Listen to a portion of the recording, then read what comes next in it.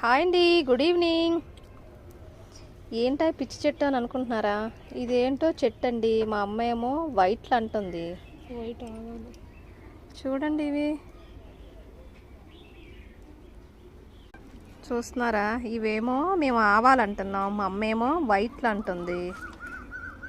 మీకేమైనా తెలిస్తే కామెంట్ చేసి చెప్పండి వీటిని ఏమంటారో అనేది. ఇదిగోండి, చెట్టు ఏమో ఇలా ఉంది. ఈ చెట్టు విత్తనాలు ఇదిగోండి విత్తనాలు.